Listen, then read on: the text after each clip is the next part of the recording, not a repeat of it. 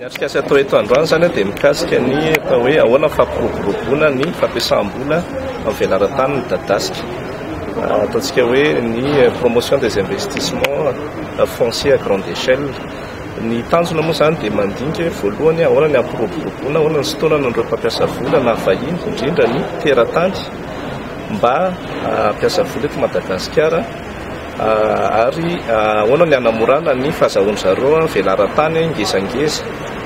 Voakasika ao anatin'izany ny CPR-na ny fambolena, fiompiana ny jona, dia ny fizahantany sy ny ataontsika hoe ny indostria.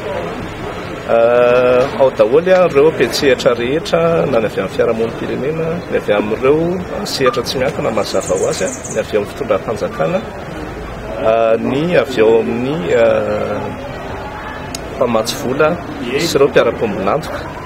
Dia ny jerena zany teo inona ny sosokevitra avy amin'izy ireo, inona ny olana izay iainan'zareo any misy azy hafa, dia ahoana ny tokony hamahana an'ireo olan'ireo na ny anatin'ny lalàna zany na ny anatin'ny paikady izay ho atsofoka anatin'ilay hoe fandarana asa-pirenena mikasika ny fananantany.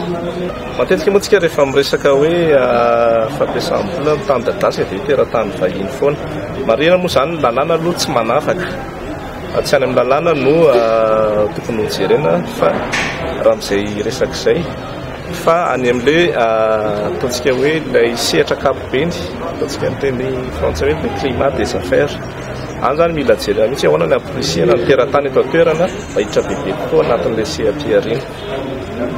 Tsy azo apetraka rery hoe andraikitry ny ao amin'ny ministera medidin'ny fananantany fa manomboka eny amin'ny vahoaka mandalo eo amin'ireo rafi-pitondrana iny fotony any fivondrom-boky tsy nizara-pahefana hatrany amin'ny fiarahamonim-pirenena sy ireo ataontsika hoe rafitra mikolokolo ny maholona dia voakasika eo avokoa.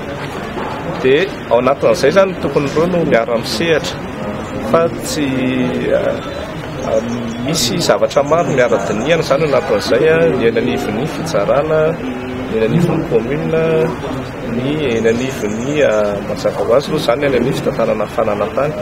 Izay rehetra izay no tokony miara-mijery aloha fa ataontsika hoe tsy vita na sehatra tokana aloha izy. Ny tiatrika azy ity dia araka ny lazaina teo dia sosokevitra no avoakan'ny mpietsehatra ato. Dia sosokevitra izay zany dia hodinihana ho arafina ny zava-dehibe dia hoe miteny eo avokoa ireo izay manana hotenenina sy voakasika amin'ny vatana mikasika an'izay CPR izay. Ireo sosokevitra ireo dia ho atsofoka ao anatin'ilay ataontsika hoe fandarana asa-pirenena mikasika ny fananantany na hoe programme national foncier izay ho tokony hivoaka amin'ny taona 2024 iny. Dia ny fampiarana azy moa rehefa avy eo tokony mandeha tana-tohatra tsikelikely.